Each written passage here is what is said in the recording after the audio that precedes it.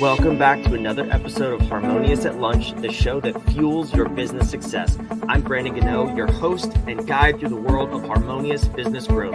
Today, we're unlocking powerful strategies with industry experts to help your business thrive. If you're a business owner, entrepreneur, or executive, you are in the right place. Join me and our incredible guests today on the journey to clarity, growth, and success. It is time to revolutionize your approach to business. Let's dive in with another episode of Harmonious at Lunch. Welcome back into some more bite-sized business advice. And today we're talking about the topic that every small business needs to hear. And it's about leadership, authentic leadership. We're going to find out what that means. But I have a very special guest. She's from all the way across the world and down under in Australia. The very, very amazing, I've already gotten to know her, Dr. Elizabeth Pritchard. Dr. Elizabeth, welcome to the show. Thank you for being here.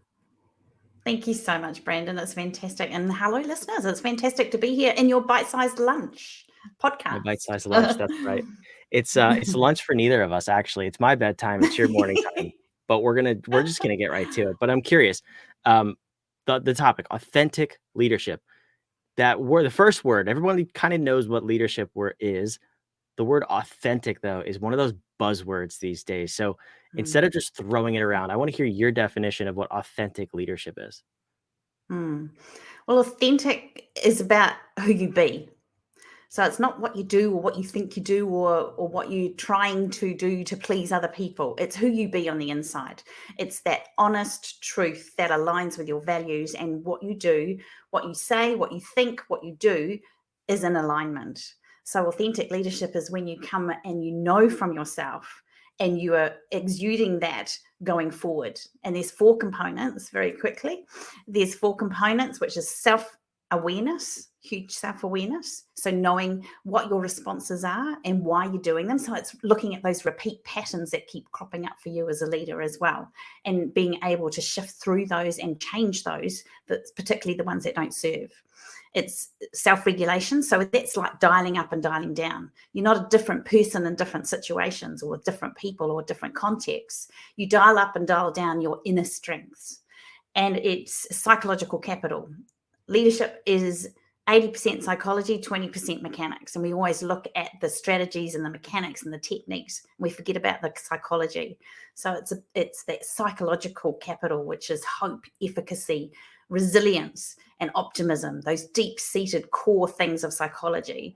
And then it's the agency, it's the take action. We don't get anywhere without taking action. So that is a little bit of an explanation about authentic and leadership together.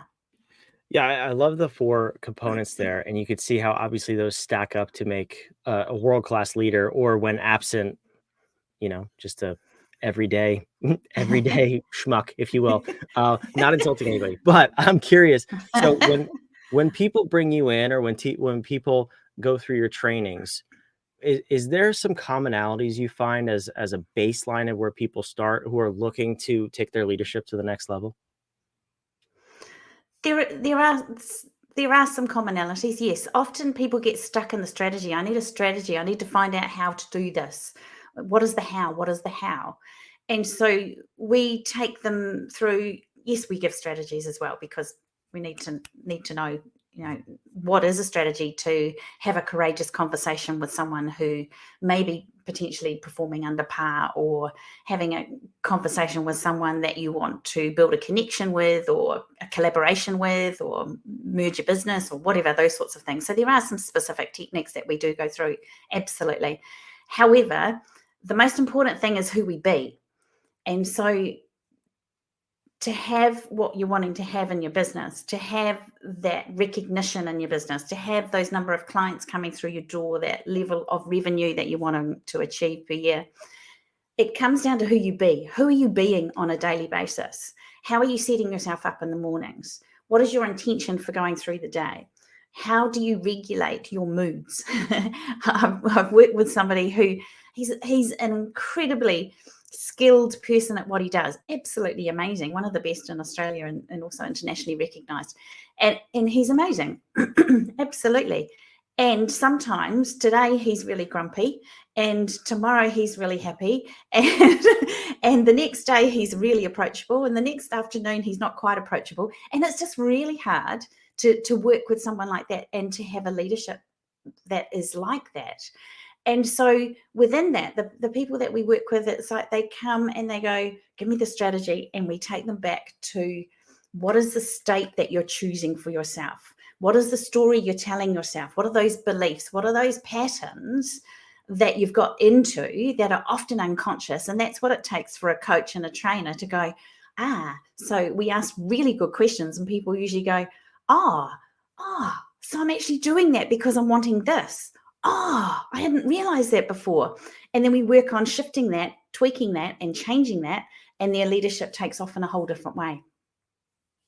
I love how that always plays out, because people, they want the next best thing. They want the shiny object, whatever it is that's going to fix them and get them their goals, right? And then you turn it back and go, okay, well, what's going on the inside? And they're like, no, hang on, I don't want to go there. I didn't sign up for that kind of work. So what is it that you're doing when you're laying that foundation, so to speak? I mean, what do you want to establish in that person? Are you first? It sounds like you're questioning where they are, the stories and beliefs they find themselves in. Are we creating new ones at that point, or is that a later phase? Every time we have an interaction with someone, we look at getting a result with that person. So that aha moment, that breakthrough moment, that, so it's this. I was working with someone yesterday on one of our one-on-one coaching calls, and she was finding it really tricky to say no. And so therefore she was getting overloaded and overwhelmed with everything, and everybody was coming to her as the deputy director of her organization, and they were coming to her, and she was just basically saying yes, or she was going, that's too hard, and so she was putting it off, and then spending a lot of time ruminating about it, worrying about it, getting concerned about it, thinking I need to do something about it, but I haven't done anything yet. And so we've been working on her ability to say no and put boundaries in place without any guilt. And lots of us has this thing of like, if I say no, what are they going to think of me? If I say no, will they get angry, or will I lose their business? Or what if I put this boundary in place? Oh my gosh, they might not come and do business with me, or keep working with me, or think I'm a great leader or a great boss. And so we've been working through that with her. And within that, we had a conversation yesterday, and there was just one little line that she went, and I says, what was that? And she went, I just realized that it was because I didn't want them to think any bad of me, or any worse of me. I didn't want them to think bad of me. And it was like, but I've been practicing that I don't care what other people think of me, because I if I'm being authentic and I'm following my true calling, if I'm aligned with my thoughts, my actions, my feelings, and my actions that I give out and my responses to other people, then I'm being true, I'm being authentic. And if people don't like it, that's none of my concern and none of my business. And so she realized that, and that big sort of, just totally freed her up. And she's doing it differently. It's so cool to see. It's so freaking cool. That's incredible. I'm curious, because you said something there that I've seen a number of times, where someone, they say one thing, they say they don't care what people think, and they act like they care, like what they don't care what people think. But then all of the things they say reflect that they probably do. And that's a very specific example, but this happens with a lot of different beliefs and actions. It's this incongruence, right? So how do you, as the person who needs to take ownership and really, who are you being, right? In your words, how do you know when you're actually in alignment and congruence with that belief and the statement? Because in that example, it sounds like she did believe she was there, but you were able to uncover that she wasn't. Yeah. It's an interesting thing, because that's the whole genius of having a coach. And yes, I'm a coach. I'm biased, but I always have a coach, because I know of the value, and that's the only reason why I do coaching with people, is because like we ourselves are inside a pill bottle That's who we are. And the pill bottle's white. It's opaque. You can't see through it. And there's a label on the outside, and only the people on the outside can read that. And like you said, Brandon, people can see when there's incongruence, but we often can't ourselves. And a coach can gently, who's always on our side, absolutely ask the right questions. And so we recognize that. And it's part of growth and expansion. It's part of me being open to want to be vulnerable and open and grow and expand. It doesn't mean there's anything wrong with me. It doesn't mean I need to fix anything, because I'm perfect, absolutely perfect the way I am right here, right now. And I get to choose if I want to expand that knowledge, if I want to expand that growth and understanding and self-awareness. And for me to recognize those things myself, I learn the questions. I learn those questions like, so what's stopping me from doing that? And I learned to ask myself those types of questions. What's preventing me? What's getting in the way of that? It was like, why am I feeling a little bit apprehensive in here? Or why did I snap at that person over there? What's behind that? And then I go, what's behind that? What's behind that? What's behind that? Because I've learned to reflect on things in myself and be open and curious. So it's not about blame, shame, judgment, or guilt. It's not about wanting to find fault. It's not about wanting to find the bad stuff and make it better. Nothing to do with that. Because if I come to myself with authenticity and acceptance and openness, then I'm curious. I'm curious to find out more. I'm curious to find out, what could it be? I'm curious to find out, what are those thoughts and beliefs that keep tripping me up? And then I can begin to work on them and shift them and change them. I love it. I'm curious about the flip side too. So in an organization where there's a leader who maybe hasn't done this work, or they're not exactly in alignment with who they say they are, what does an organization like that look like from the team's perspective, the employee's perspective? I mean, what are some commonalities of things that would show up in that company? Some of the commonalities are that people feel disempowered. They feel they don't have a voice. We've been working with an organization where there's pockets. You'll find pockets of people who are really authentic and really, really driven and open and wanting the best for their teams. And often in an organization, you'll have a lot of these pockets around. And so the great thing is that you can work with these pockets of people, and the ripple effect is enormous. The ripple effect is beautiful. And yes, for a really high-functioning, high-performing, effective company, it must come from the top down. But there's things that you can do along the way as well.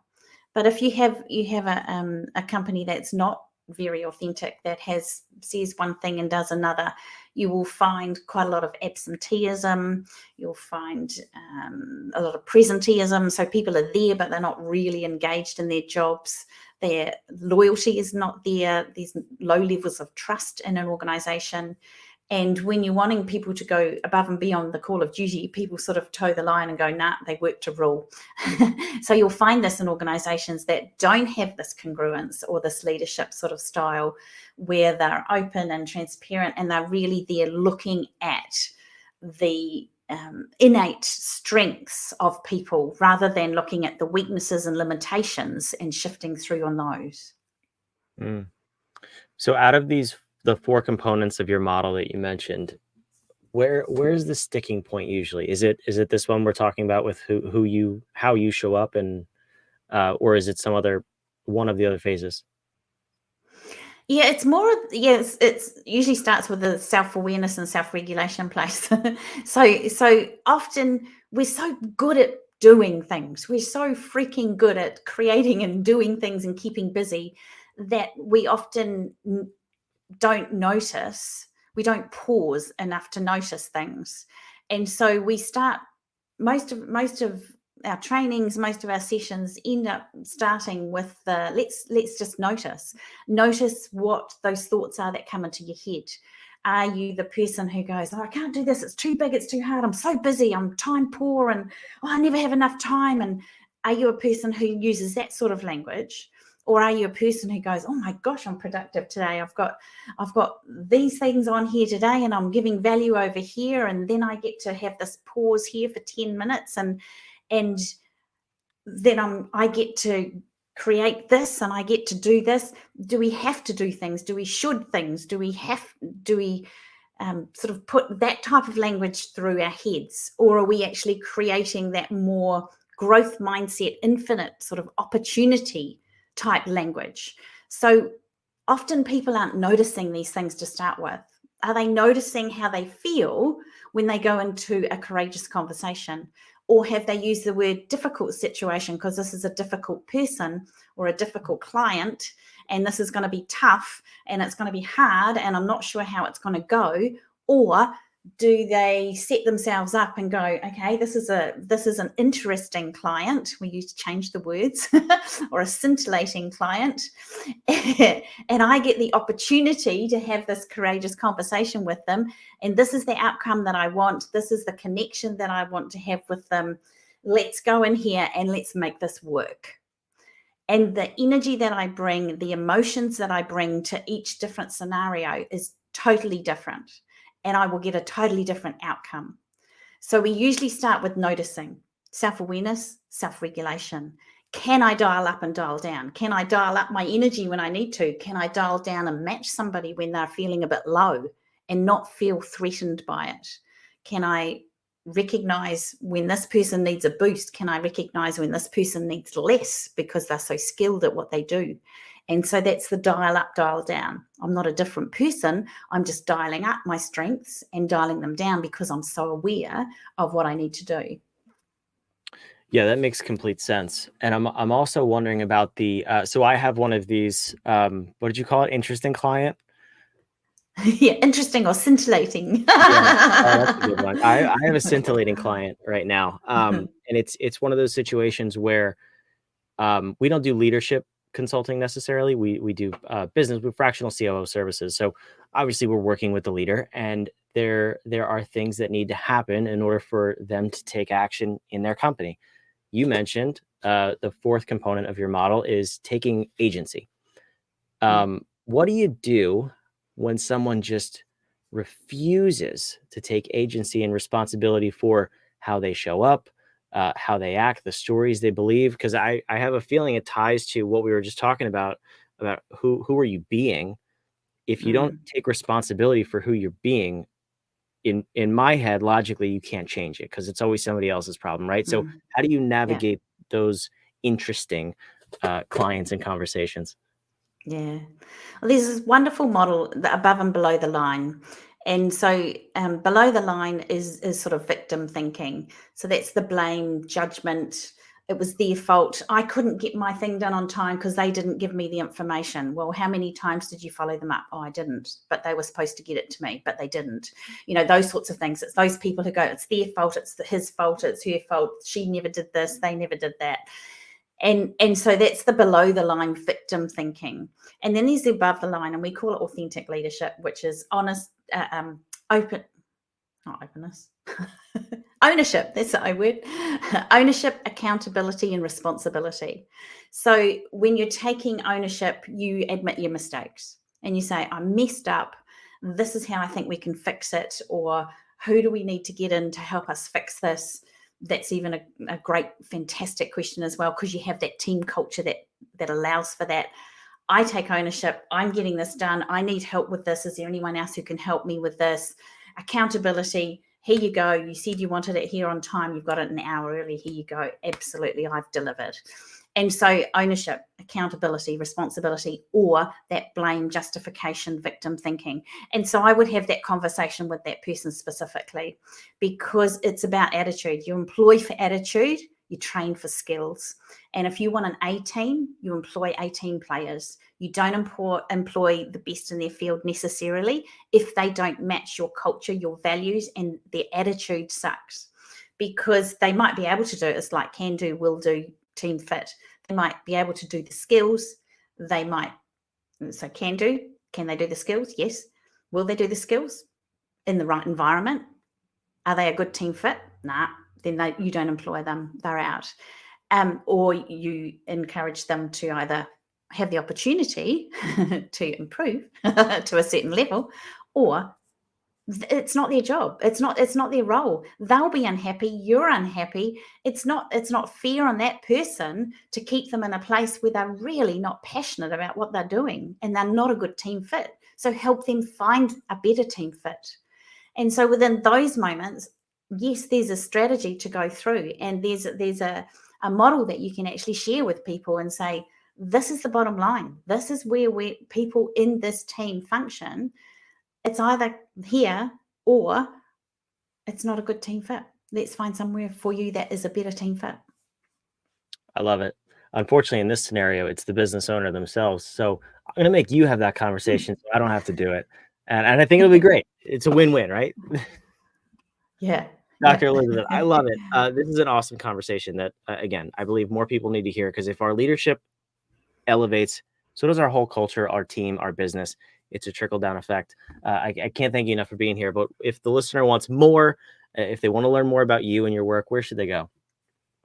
They can come directly to me. So it's Elizabeth with a Z at Walt Institute, WALT Institute.com. We have website, LinkedIn, Facebook, Insta, all of those types of things, and they'll be in the notes, I would believe, from Brandon. And we'd love to have contact with you if you want to find out more about our programs, our online courses, our one-on-one coaching, or have an organization that you want us to come and do some training with long term. Then we are absolutely available for that around the world. That's what we do.